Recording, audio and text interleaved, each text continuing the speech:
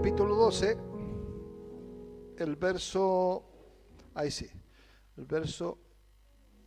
1 al 8. ¿Lo tienen? Nos ponemos de pie, hermanos, para leerlo. Lo vamos a leer en el nombre glorioso de nuestro Señor Jesucristo. Dice así la palabra del Señor. Amén. Hoy día también nos acercamos sacramentalmente a la mesa del Señor. Dice: y Jesús, 6 días antes de la Pascua, leemos todos juntos, hermanos. Y Jesús, 6 días antes de la Pascua, vino a Betania, donde estaba Lázaro, que había estado muerto, a quien había resucitado de los muertos. Entonces le hicieron allí una cena, y Marta servía.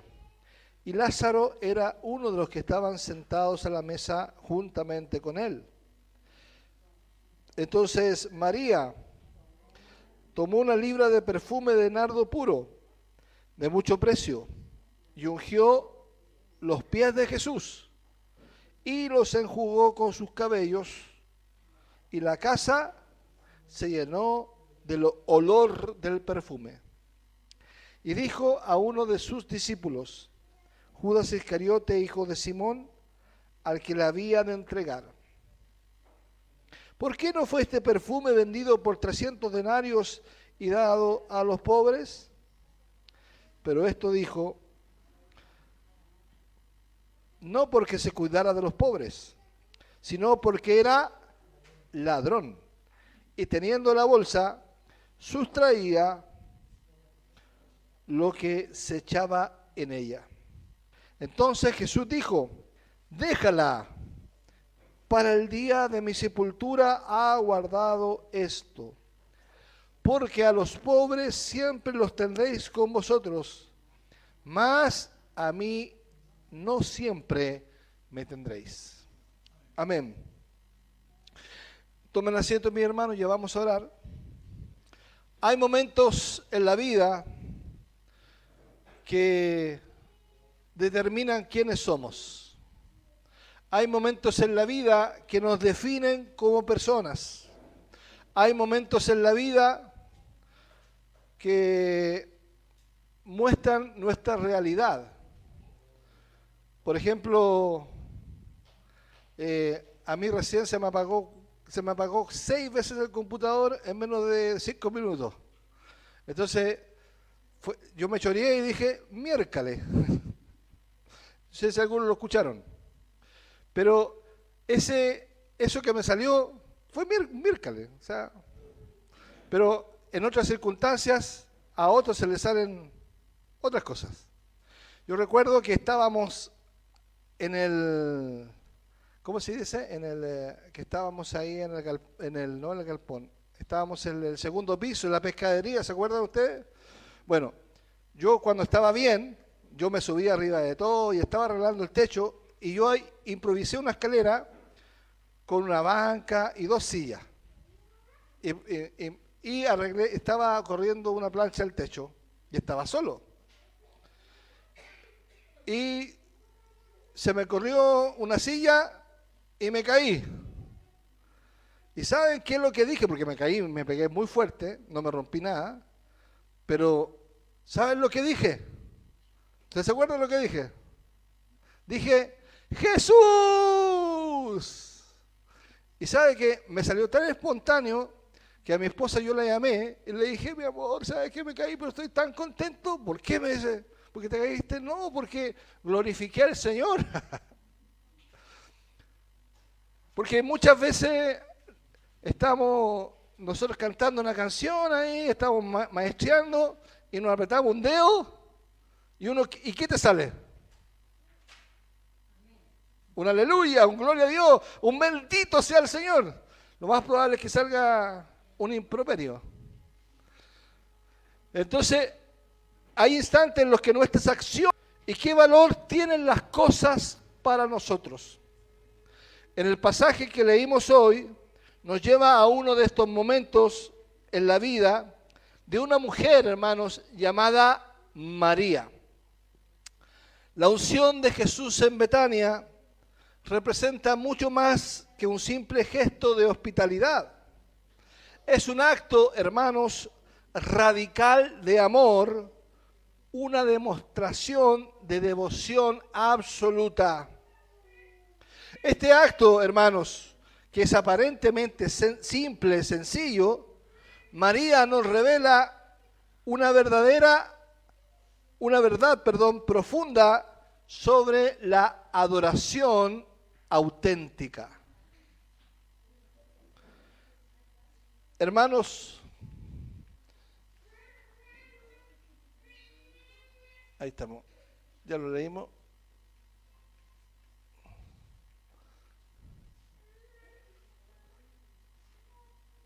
La adoración verdadera es costosa, pero nada es demasiado valioso para dárselo a Jesús. ¿Están de acuerdo con ese planteamiento, con ese pensamiento? La adoración verdadera es costosa, pero nada es demasiado valioso para dárselo al dueño de todas las cosas. Gloria al Señor. Esta mañana, mientras expongo este pasaje, nos encontraremos con tres personajes principales de esta historia de Juan 12, del 1 al 8. María, quien ofrece una adoración costosa. Judas, quien esconde su codicia tras una falsa preocupación. Y Jesús, quien redefine lo que realmente importa en la vida. Hermanos, cada uno de estos personajes nos enseña algo valioso sobre nuestro propio caminar en Dios. Aleluya. Hermanos, permítanme orar antes de comenzar. Oramos. Padre Celestial, que tu Espíritu Santo obre en nuestros corazones. Mientras estudiamos tu palabra hoy, muéstranos el verdadero significado de la adoración y ayúdanos a entender el valor incomparable de tu Hijo Jesucristo. En tu nombre oramos. Amén. Amén. Bien, hermanos. Tenemos el contexto, como siempre. Yo reviso el contexto antes de estudiar el pasaje. El contexto de la cena en Betania, de Juan 12, del 1 al 2. Lo leemos. Juan 12, del 1 al 2, dice: 6 días antes de la Pascua vino Jesús a Betania, donde estaba Lázaro, el que había muerto y a quien había resucitado de los muertos. Se le hicieron allí una cena. Marta servía y Lázaro era uno de los que estaban sentados a la mesa con él. Vamos a hablar del momento crucial. El momento crucial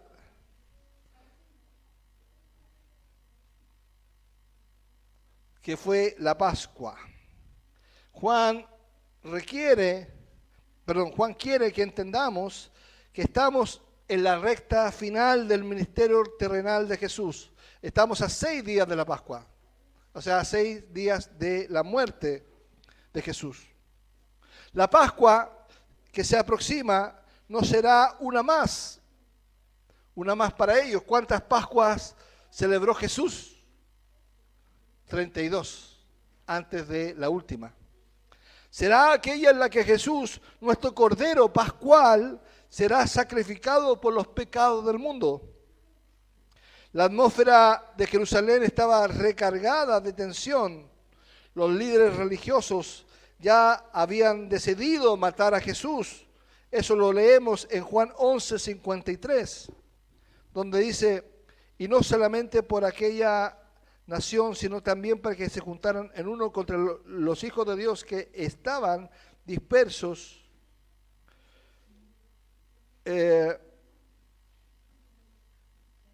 Perdón, me equivoqué. Juan 11:54 dice, Juan 53, sí, bien dije. Dice, así que desde aquel día consultaban juntos para matarlo. Eso dice 53. Había leído 52. 53 dice, así que desde aquel día consultaban juntos para matarlo. Los líderes habían decidido qué cosa hacer con Jesús. Habían decidido matar a Jesús. Sin embargo, en medio de esta amenaza inminente, encontramos a Jesús compartiendo una comida con aquellos a quienes amaban. Hermanos, esto es simbólico para nosotros, ya que muchas veces nosotros sufrimos ataques espirituales o ataques de personas que pretenden que nosotros nos paralicemos de reunirnos, de juntarnos con nuestra familia. Pero aquí Jesús, lejos de paralizarse, Él se reunió con los que Él amaba. Porque Él sabía el propósito. Y nosotros también tenemos que conocer que tenemos un propósito. Que nada debe cambiar ese plan que Dios tiene con nosotros. Y ese plan es darle la gloria a Dios en todo. Amén. Bien, esto nos recuerda como incluso antes de la cercanía de su muerte, Jesús valoraba la comunión con los suyos. Después tenemos un lugar significativo, Betania. La palabra Betania, esa palabra Betania en el idioma original significa casa de aflicción o casa de los pobres. Hermanos, la Biblia tiene muchas ironías divinas, ya que en este lugar, cuyo nombre sugiere dolor y carencia, ocurriera una de las demostraciones más extravagantes de amor hacia Jesús. Betania estaba situada apenas a unos 3 kilómetros de Jerusalén y representaba para Jesús un refugio, un lugar donde podía encontrar descanso y amistad genuina. No olvidemos que fue en Betania el hogar de Lázaro, de el que había estado muerto y a quien había resucitado. Este detalle, hermanos, es fundamental para entender el contexto emocional de nuestro relato. Piensen en la gratitud desbordante de esta familia hacia Jesús. Su hermano, su amigo, que había estado 4 días en el sepulcro, ahora estaba sentado a la mesa. Gloria a Dios. Compartía la comida con ellos. ¿Cómo se agradece algo así, hermanos? ¿Qué regalo podría ser suficientemente para expresar tal gratitud? La cena especial, ya que nos dice el texto que dice entonces, versículo 2, dice entonces le hicieron allí una cena. La palabra griega utilizada aquí no se refiere a cualquier comida, hermanos, sino a la cena principal del día. Frecuentemente era una ocasión especial. Esta no era una simple reunión improvisada, sino un banquete preparado específicamente en honor a Jesús. Aleluya. Es como cuando una familia prepara una gran celebración para honrar a alguien muy especial. Se eligen los mejores alimentos, se dispone la mejor vajilla, se invitan a las personas más cercanas. Todo esto se hace con un propósito, ¿cuál es? El de honrar al invitado de honor. Gloria a Dios. En este contexto muy relevante, se nos invita a reflexionar sobre nuestra propia respuesta cuando Dios obra milagros en nuestras vidas, cuando experimentamos la bondad divina, cuando somos testigos de su poder transformador. La pregunta es, ¿cuál es nuestra reacción? ¿Gratitud o ingratitud? La familia de Lázaro respondió con un banquete, con servicio, con honra. Marta servía. De esa manera demostraba su amor a través de la hospitalidad y, como veremos en un momento, María responderá de una manera mucho más radical. Hermanos, las Escrituras nos recuerdan en Proverbios 3:9. Léalo en voz alta.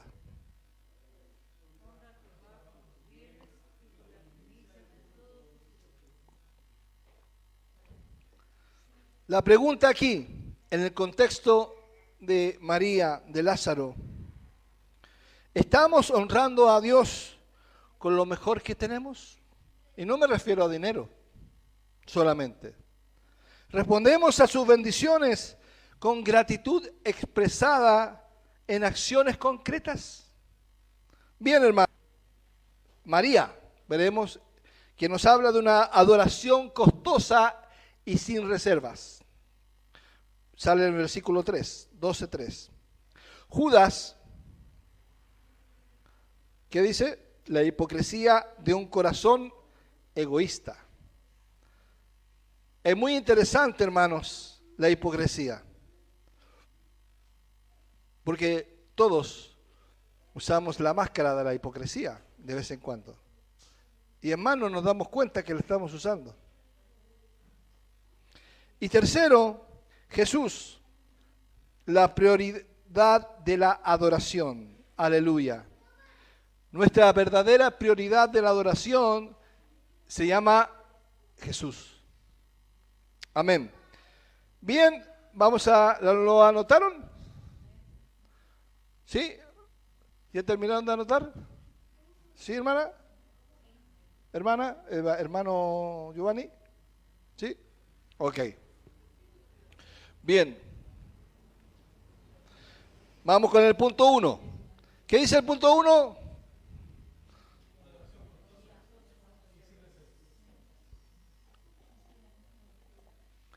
María.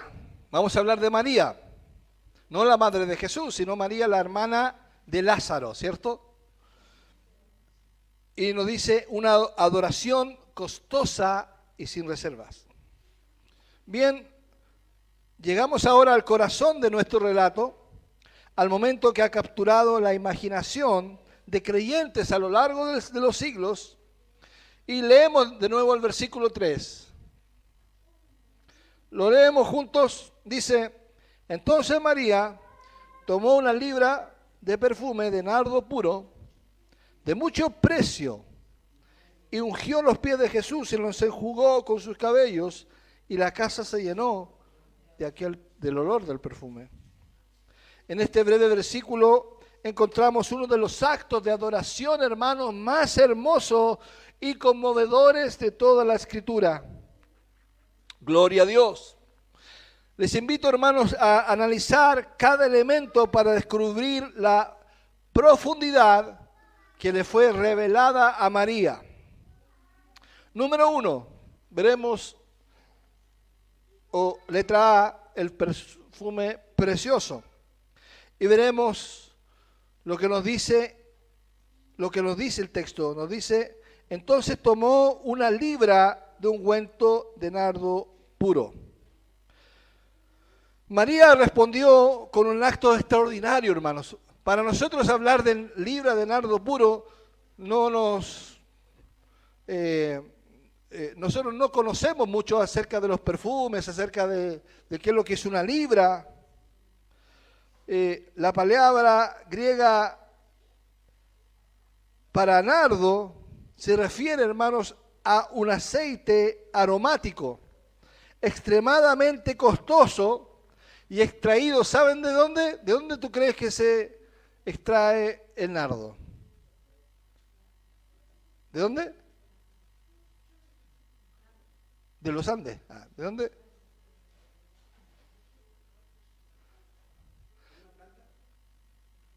Bueno, es una planta, por supuesto, ¿a dónde crece? Un lugar exótico que se le ocurre a usted. En el desierto.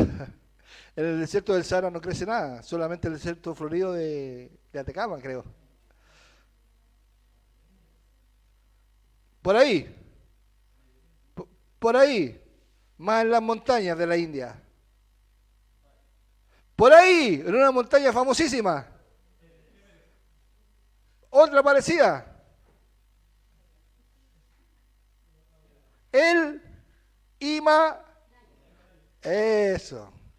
Hermano, si hay un lugar remoto para ir a sacar una planta y un perfume de nardo, es el Himalaya. Hermanos, del Himalaya es el nardo puro. Ahora la cantidad mencionada, una libra, aproximadamente son 327 gramos, que era considerable. Ahora, no estamos hablando que ella, como el hermano Héctor, se echa una gotita de perfume antes de entrar al culto. Me encanta eso, me gusta mucho, me gusta abrazarlo ahí, hermano. No fueron una gotita, sino, hermano, fue una cantidad abundante. ¿Cuánto fue? Aproximadamente, dice Judas, ¿cuántos denarios era? 300. Judas era alguien que sabía de dinero, era alguien, un matemático, era alguien que sabía de pesos y medidas. Y el valor de este perfume es asombroso. Nos habla de unos 300 denarios, que es equivalente al salario de un trabajador de un año entero. O sea, en dólares, ¿cuánto más o menos? Serían unos $20,000, más o menos. Si calculamos 2.000 al año, más, como unos 40.000 dólares más o menos. ¡Wow! ¿Quién se atrevería a derramar un perfume de ese costo? O del costo que fuera, altísimo. Bueno, para ponerlo en perspectiva en nuestros días, sería como si alguien tomara su salario anual. ¿Cuál es tu salario anual? No, pero ¿cuántos serán? ¿15 millones más o menos? Más o menos, entre 800 y un... No, 800 no, pues sí. Serán entre 8 millones y 12 millones, más o menos, calculando allí. Bueno, un salario completo de un año, hermano. Y lo increíble es que esta mujer lo invirtió, para ella fue una inversión. Para los que estaban alrededor, ¿qué es lo que era? Un derroche. ¿Se acuerdan de ese personaje que decía, ¡ay, qué derroche! ¿Se acuerdan, no? ¿O yo nomás lo vi? ¡Ay, qué derroche! Bueno, un derroche ahí. Hermanos, esto no fue un pequeño sacrificio, sino que fue una entrega total. Gloria a Dios. Segundo, vamos a ver que fue un acto íntimo. Fue un ungimiento singular. Lo que hace que este acto aún sea más significativo, claro, porque María puede haber dicho, ya, Señor Jesús, te voy a derramar este perfume y te lo echo en los pies. No, sino que fue la manera en que usó el perfume. Ella, ¿qué es lo que dice la Escritura? Verso 3. Ella ungió los pies, ¿de quién? De Jesús. Y los enjugó con sus cabellos. Hermanos, en la cultura judía, no sé si ustedes saben, que la mujer solamente podía andar con su cabello suelto en la intimidad. ¿Sabían eso? La mujer judía tiene prohibido usar el cabello suelto. Por eso usan ¿cómo se dice? Un velo. un velo. ¿Y por qué? Porque ahí está evocando su naturaleza. En la cultura de aquella época, ungir la cabeza era una señal de honor. Pero María va más allá, unge los pies de Jesús demostrando una humildad extraordinaria. Y luego de este gesto de humildad sorprendente, que es lo que usó ella, se desató su cabello y secó los pies de Jesús. Para una mujer judía, soltar su cabello en público, hermanos, era algo reservado para los momentos más privados. El cabello largo era símbolo de su modestia y dignidad. Al usar sus cabellos para secar los pies de Jesús, María rompe con las convenciones sociales, demostrando que su devoción trasciende cualquier norma cultural. Gloria a Dios. Y aquí hay un aporte de Juan, que Juan nos aporta en el versículo 3 al final. Dice, y la casa ¿qué? Se llenó de perfume. Y nos habla de un detalle sensorial. La casa se llenó del olor del perfume. Este aroma persistente, hermanos, simboliza la adoración auténtica, que impacta no solo a quien la ofrece, sino que impacta también a todos los presentes. Es un aroma que perdura. La adoración verdadera siempre deja un aroma que perdura. Gloria al Señor. La acción de María nos confronta con una pregunta esencial. Hermanos, una pregunta que nosotros nos hacemos, o que yo le hago a ustedes. ¿Cuánto realmente valoras a Jesús? ¿Estamos dispuestos a ofrecerle lo mejor que tenemos? ¿Lo más valioso, lo más íntimo? A.W. Tozer dijo con profunda sabiduría, la adoración que no cuesta nada, no vale nada. Amén. ¿Están de acuerdo con eso? Porque la adoración que no cuesta no es adoración. Amén. Tú vienes aquí a adorar y te cuesta muchas veces venir. Hay gente que viene enferma, hay gente que tiene que trabaja, por ejemplo, de lunes a sábado, como el caso de mi esposa, y ella hace su pololito, y ella podría hacer el pololito el domingo en la mañana, pero no lo hace porque el Señor. En el caso de Nati, el caso de muchas de ustedes, el caso de Adriana también, ¿cierto? Sino que lo dejan para tarde en la noche. Hermano, la adoración cuesta. Gloria a Dios. Amén. Y aquí Jesús nos recuerda lo siguiente. Léalo por favor el mandamiento.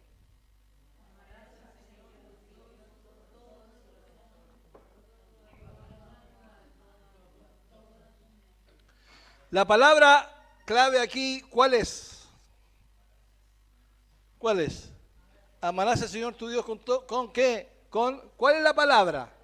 La clave. A ver si la pillan. Con todo. Todo. La palabra es todo. Y María entendió perfectamente y lo demostró con su acción. Sin reservas. No se reservó nada. Gloria a Dios. Amén. Segundo, hermanos, aquí les voy a pedir atención que se despierten, porque aquí yo creo que Dios nos va a hablar a todos. Igual nos ha hablado el primer punto, pero especialmente en este. Dice, Judas, la hipocresía de un corazón egoísta.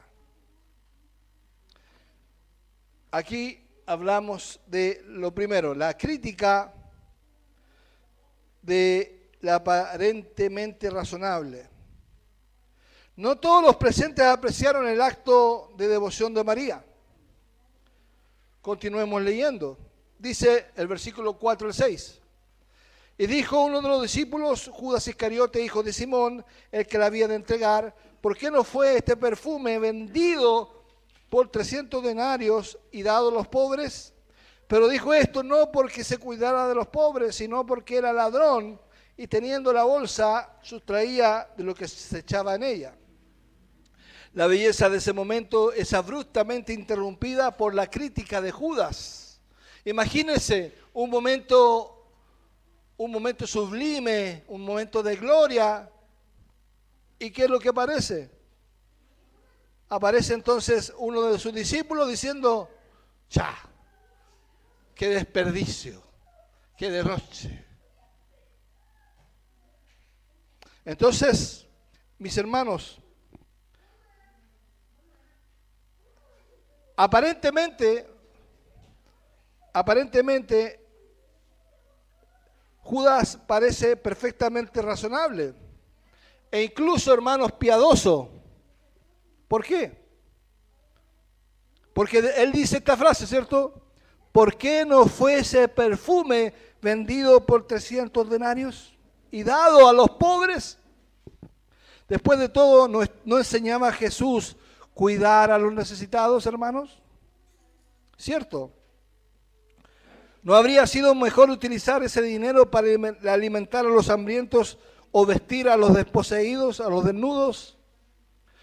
Hermanos, este tipo de razonamiento lo acostumbramos a hacer nosotros. Nos puede sonar familiar para muchos de nosotros. Por ejemplo, a veces criticamos los gastos extravagantes que hacemos en un culto. Por ejemplo, decimos: ¿por qué gastar tanto en instrumentos musicales o equipos necesarios cuando hay tanta necesidad? ¿Por qué invertir en un edificio hermoso, por ejemplo, cuando hay pobres que alimentar? La frase griega aquí, dado a los pobres, suena noble, compasiva, alineada con los valores del reino. Pero es el tipo de argumentos, hermanos, que podría a muchos de nosotros convencer. Ahora, veremos aquí la verdadera motivación, la verdadera razón. Dice el versículo: pero esto dijo porque no se cuidaba de los pobres. No porque se cuidara de los pobres, sino porque era ¿qué? Era ladrón. Y teniendo la bolsa sustraía de lo que se echaba en ella. La verdadera identidad de Judas. La palabra griega traducida como ladrón, que es kleptes, que viene de justamente la palabra cleptómano. ¿Saben lo que es un cleptómano, cierto? Alguien que roba. Y kleptés significa ladrón. Literalmente significa uno que roba sigilosamente o en secreto. Esos son los peores ladrones, hermanos. Los ladrones que en secreto, sigilosamente, están robando. No era un asaltante violento, sino alguien que silenciosamente desviaba fondos para su beneficio personal, mientras fingía administrarlos honestamente. Hermanos, aquí vemos un contraste dramático. María, por ejemplo, entrega generosamente lo más valioso que poseía, ¿cierto? Pero Judas, ¿qué? Judas robaba sigilosamente lo que pertenece a otros. María derrama su perfume en adoración, pero Judas, ¿qué es lo que hace? Acumula dinero para sí mismo. María actúa con una devoción pública, pero Judas opera con una agenda oculta, en secreto. Aquí, hermanos, vemos la hipocresía religiosa de Judas. Primero que nada, vemos el cinismo religioso. Lo que hace que la actitud de Judas sea particularmente perjudicial es su cinismo, su hipocresía. Porque él usa un lenguaje espiritual, pero para encubrir sus motivos carnales. Y hermano, eso lo usamos mucho nosotros. Nosotros, hermanos, tenemos mucho de Judas.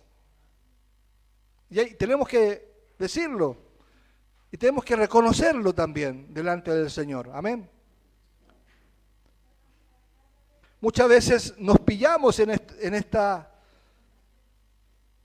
conversaciones.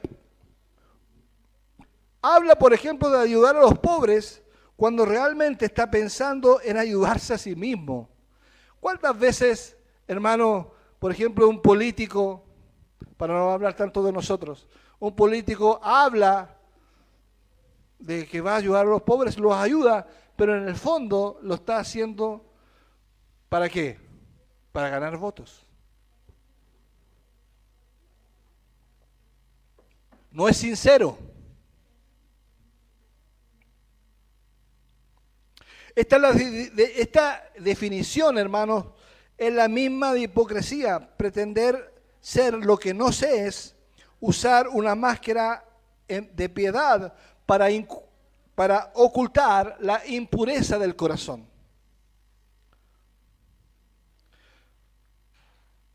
¿Qué es lo que hacen aquí? Es lo que debemos hacer, hermanos, es confrontar el cinismo. Confrontar el cinismo. Esta actitud nos recuerda a esas personas que critican constantemente cómo se administran los recursos de la iglesia, ¿cierto? Hay hermanos que critican, pero raramente contribuyen a la iglesia. ¿Sí? ¿Es así, hermano? No, por ejemplo, nos ofrendaron esa mesa hermosa. Está crudita, que recién la estamos aprendiendo a usar. La ofrendó un hermano que no existe en la congregación, pero que lleva al Señor en el corazón. La ofrendó y muchos la vieron o no, después se acercan a verla y dirán, no, yo hubiese reparado el techo primero. Lo primero que se me ocurrió, el techo primero, porque ya está. O qué sé yo, la seguridad de la iglesia. Hermanos, pero yo ni siquiera aporto algo. Eso es hipocresía, hermanos. Aquellos que cuestionan los gastos innecesarios en la adoración mientras invierten, mientras invierten cantidades mucho mayores para sus propios lujos y comodidades. Amén. Habla, Señor. Eso fue un palo santo para todos. Gloria a Dios. La figura de Judas nos advierte sobre el peligro, hermanos, de la hipocresía religiosa y nos invita a examinar honestamente nuestras propias motivaciones. Jesús advirtió: este pueblo de labios me honra, mas su corazón está lejos de mí. En Mateo 15:8. Billy Graham dice, el mayor problema del dinero no es su cantidad, sino el lugar que ocupa en nuestro corazón. Gloria al Señor. Ahí está el versículo. Este pueblo de labios me honra, mas su corazón está lejos de mí. Preguntémonos, ¿qué lugar ocupa el dinero en nuestro corazón? ¿Somos transparentes en nuestras motivaciones o a veces usamos el lenguaje espiritual para encubrir nuestros deseos egoístas? ¿Criticamos la adoración extravagante de otros mientras mantenemos nuestro propio corazón cerrado hacia Dios? La lección de Judas es clara. Podemos estar físicamente cerca de Jesús, como lo estaba él, y aún así tener el corazón completamente alejado. Amén. La apariencia de espiritualidad nunca puede sustituir la realidad de un corazón verdaderamente rendido a Cristo. Aleluya. Tercero, Jesús, la prioridad de la adoración. Ante la crítica de Judas, Jesús responde con palabras que redefinen nuestras propiedades y nos ayudan a entender el verdadero valor de la adoración. Leamos el versículo 7 y el 8. Leámoslo, hermanos. ¿Qué dice? 1, 2, 3. En voz fuerte. Entonces Jesús dijo: déjala, para el día de mi sepultura ha guardado esto. Porque a los pobres siempre los tendré con vosotros, mas a mí no siempre me tendréis. En esta breve respuesta, Jesús no solo defiende a María, sino que también revela verdades profundas sobre la adoración. Aquí Jesús está hablando de su muerte inminente. 6 días faltaban para que Él muriese. Y Él habló lo que realmente importa en la vida, lo que realmente importa. Y lo que realmente importa es adorar a Jesús.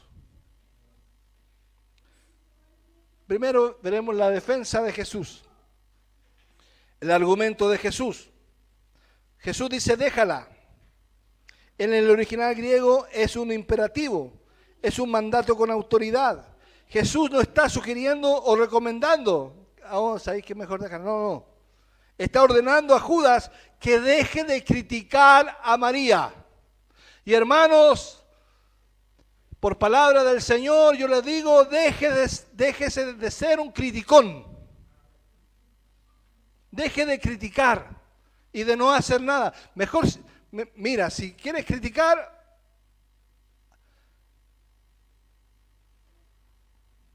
comparta la carga de la iglesia.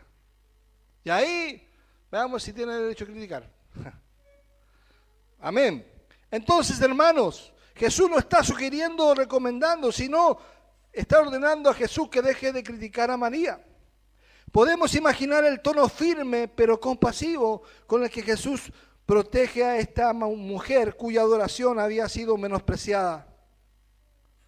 Hermanos, no es reconfortante saber que Jesús defiende nuestra adoración sincera contra las críticas de los demás. Cuando ofrecemos lo mejor de nosotros a Cristo, Él valora nuestro acto de amor, incluso cuando otros no lo entienden o critican. Gloria a Dios. Segundo, la interpretación profética que hace Jesús del ungimiento de María. Primero, el anuncio de su muerte. Jesús continúa diciendo: para el día de mi sepultura ha guardado esto. Muchos discípulos al escuchar eso pensaron y dijeron: para el día de su sepultura, o sea, para ¿cuánto? 20, 30 años más. Pero Jesús estaba pensando y Él sabía que en 6 días más, en la Pascua, iba a ser entregado. La palabra griega sepultura, se refiere específicamente a la preparación de un cuerpo para el entierro, lo que incluía la unción con aceites y perfumes. Con esta palabra Jesús revela que el acto de María tenía un significado mucho más profundo del que ella probablemente entendía. Sin saberlo, estaba preparando simbólicamente el cuerpo de Jesús para su muerte inminente, que ocurriría apenas de una semana después, hermanos. Y aquí, junto con eso, Jesús habló de la aprobación de la adoración. Es notable cómo Jesús interpreta este acto de amor con una prefiguración de su sacrificio en la cruz. Mientras los discípulos, incluido Judas, seguían sin comprender que Jesús estaba a punto de morir, María, quizás inconscientemente guiada por el Espíritu Santo, realizaba un acto que apuntaba directamente hacia la cruz. Gloria a Dios. Y aquí, finalmente, Jesús habla de la interpretación correcta. Jesús pronuncia las palabras que han sido a menudo mal interpretadas. ¿Cuáles son? Porque a los pobres siempre los tendréis con vosotros, mas a mí no siempre me tendréis. Jesús aquí no está minimizando la importancia de ayudar a los pobres, hermanos. De hecho, en todo su ministerio enfatizó repetidamente la obligación de cuidar a los necesitados. Lo que él estaba haciendo era establecer una prioridad temporal. ¿Cuál era? Que su presencia física entre ellos era limitada. Mientras que la oportunidad de servir a los pobres continuaría siempre. Es como si dijera, habrán innumerables oportunidades de mostrar compasión hacia los necesitados, pero el tiempo para expresar amor directamente a mi persona física es breve, muy breve.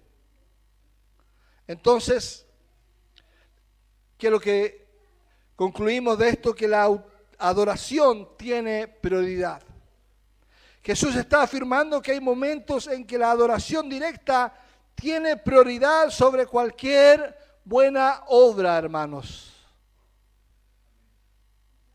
La respuesta de Jesús nos invita a reflexionar sobre nuestras propias prioridades. Hermanos, muchas veces nosotros pedimos algún servicio por WhatsApp y me canso de esperar una respuesta. Ahí salen los grillos nomás, los grillos. Pi, pi, pi, pi, pi, gri, gri, gri, gri, gri, gri. Pero hermanos, necesitamos respuestas porque lo que estamos pidiendo es algo importante para nuestra adoración a Cristo en el fondo. Para mover la iglesia. Mis hermanos, yo sé que todos tienen el tiempo muy limitado, yo lo sé, porque nosotros también lo tenemos. Es cosa de ver su vida. Pero nosotros tenemos que hacer un esfuerzo, hermanos, para que nuestra prioridad sea Cristo, sea su iglesia y todo lo demás. ¿Cómo determinamos qué es lo más importante, hermanos? Juan Wesley dijo lo siguiente: no pongas tu tesoro en la tierra, sino en el cielo, donde nadie podrá destruirlo. ¿Cómo balanceamos la adoración y el servicio, la contemplación y la acción? Como dijo Jesús en Mateo 6:33, ¿qué dijo? Buscad primeramente el reino de Dios y su justicia, y todas estas cosas serán añadidas. ¿Y por qué nosotros, hermanos, sabiendo que serán añadidas estas cosas, vale decir el vestido, el dinero, la comida, todo eso, cambiamos la prioridad y ponemos eso primero que el reino de Dios y su justicia? Eso, hermanos, constantemente lo tenemos que estar examinando. Cuando nuestras prioridades están correctamente ordenadas con Cristo en el centro, todo lo demás encuentra su lugar adecuado. María entendió esto intuitivamente. Su tesoro no era el costoso perfume que poseía, sino su tesoro era Jesús mismo. Ella tenía a Jesús. Por eso pudo derramarlo tan libremente. La pregunta para nosotros hoy es, ¿dónde está nuestro tesoro? ¿Dónde está tu tesoro? ¿Es Jesús verdaderamente tu prioridad suprema? ¿Estamos invirtiendo lo mejor de nosotros en lo eterno o en lo pasajero? Conclusión. María nos enseña que la adoración genuina es costosa.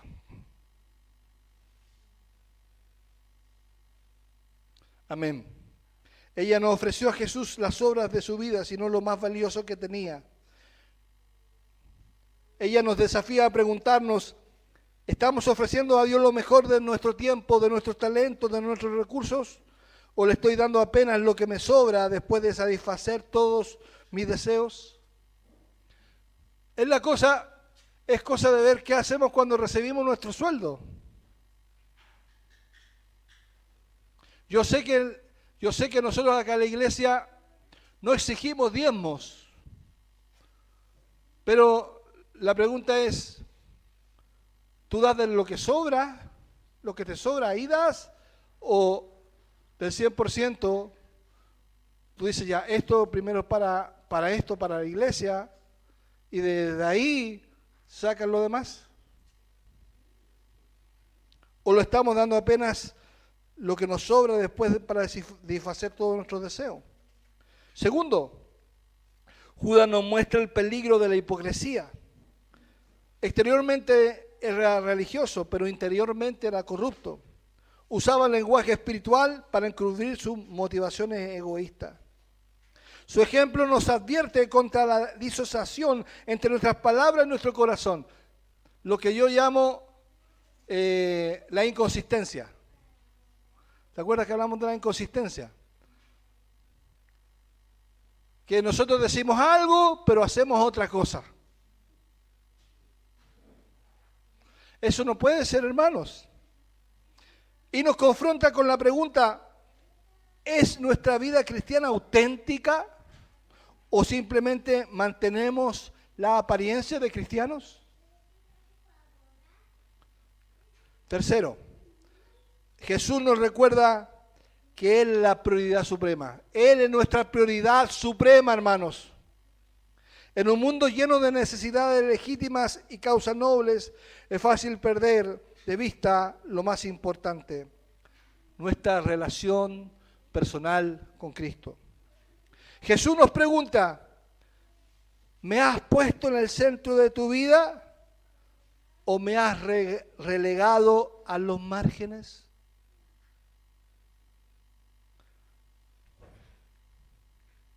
La pregunta crucial. Léala, por favor. ¿Qué valor tiene Jesús para ti? Para María, Jesús valía más que un año completo de salario, más que las convenciones sociales, más que la opinión de los críticos. Para Judas, Jesús valía menos que el dinero que podía robar, menos que su propia agenda. Y para ti, hermanos, para mí, ¿qué valor tiene Jesús? Jesús mismo dijo,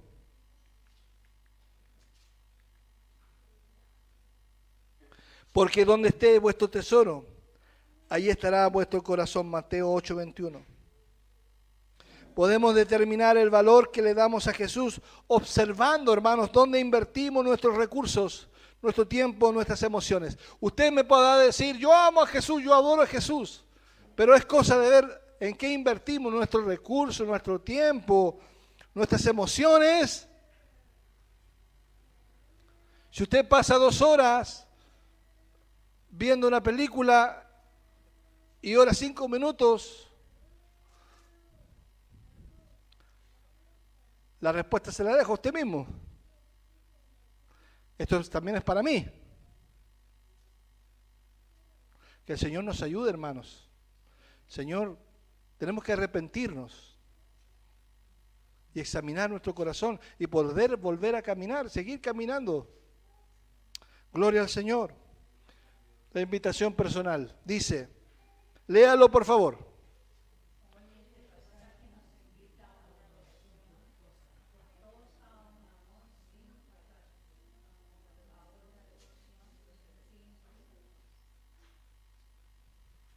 Siga.